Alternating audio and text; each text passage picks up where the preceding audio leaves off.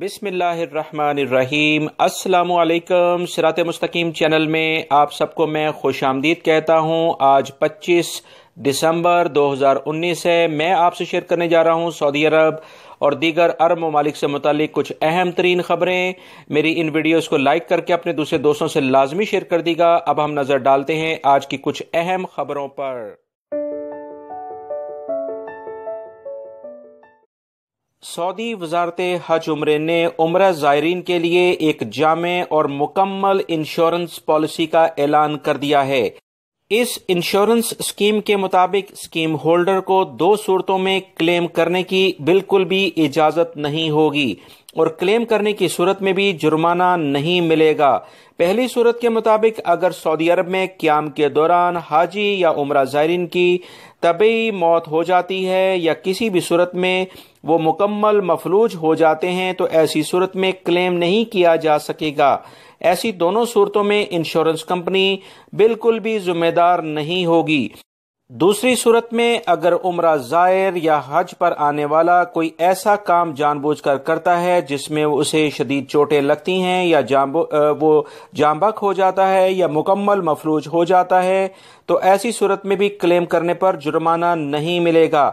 लेकिन अगर उम्रा इंश्योरेंस स्कीम होल्डर किसी हादसे का शिकार हो जाता है तो ऐसी सूरत में इसे मुआवजा दिया जाएगा।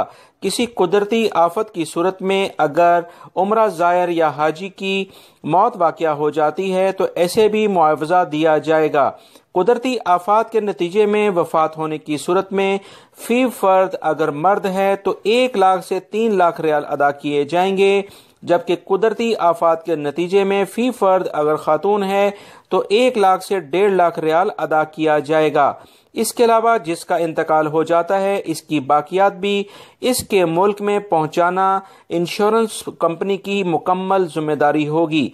ये नए कवानीन नई हज पॉलिसी इंश्योरेंस से मुतालिक सऊदी हुकूमत की वजारत हज उम्रा ने जारी कर दी है, जिसकी मजीद तफसीलात इनकी वेबसाइट पर भी दस्तयाब हैं। लिहाजा आप तमाम हजरात इससे बाखबर हो जाएं और अपने रिलेटिव्स को जो भी हज और उम्रे पर आते हैं इस बारे में मुतला कर दें इस वीडियो को शेयर करके।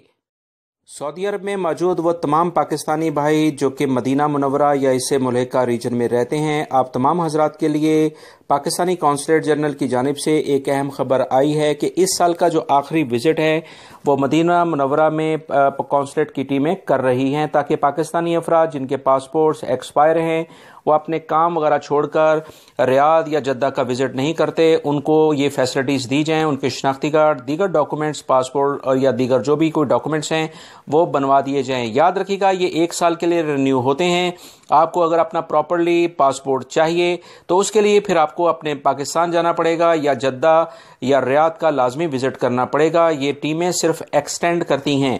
27 तारीख को ये मदीना मुनव्वरा का विजिट करेंगी और वहां पर पाकिस्तान जो हाउस है उसमें ये क़याम करेंगी। पाकिस्तान हाउस एक फेमस जगह है मदीना में, लिहाजा आप तमाम हजरात जाकर उनसे रब्ता कर सकते हैं। सुबह 8 बजे से शाम 5 बजे तक ये अपनी खिदमात वहां फराहम करेंगी। सऊदी अरब में मौजूद तमाम इंडियन भाई जो कि यहाँ रोज़गार के सिलसिले में मुकीम हैं, आप तमाम हजरात के लिए इंडियन एम्बेसी की जानिब से एक अहम खबर आई है कि 27 दिसंबर 2019 इस साल का जो आखिरी विजिट है वो इंडियन एम्बेसी बिशा का दौरा करके करेगी और यहाँ पर मौजूद वो तमाम गैर मुल्की इंडियन अफराद जो बिशा में या इससे मुल्हिका इलाकों में रहते हैं अपने पासपोर्ट की तजदीद या अपने शनाख्ती कार्ड से मुतालिक या दीगर जो भी एम्बेसी से मुतालिक आपको कुछ सवालात पूछने हैं अपनी एम्बेसी से उस सिलसिले में रब्ता कर सकते हैं।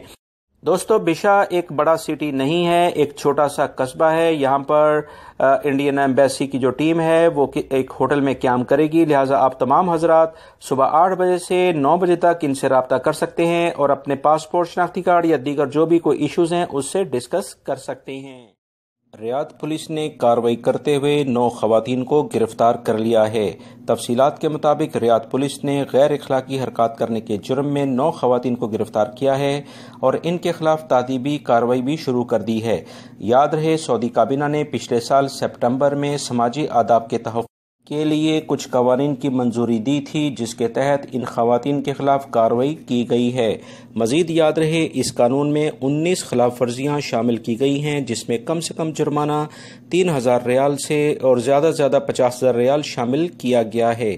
لہذا تمام غیر ملکی افراد باہر نکلتے وقت ایسے ڈریسز، نائٹ ڈریسز خاص طور پر استعمال نہ کریں اور پبلک مقامات پر اسے پہن کر نہ جائیں، ادروائز 3,000 ریال سے 50,000 ریال جرمانہ ہو سکتا ہے۔ Dammam airport King Fahd international airport ہے۔ یہاں سے 2 نئی پروازیں شروع کی جا رہی ہیں۔ ایک پرواز کویت کی الجزیرہ ایئر ہے، دوسری انڈیا کی گو ایئر شامل ہیں۔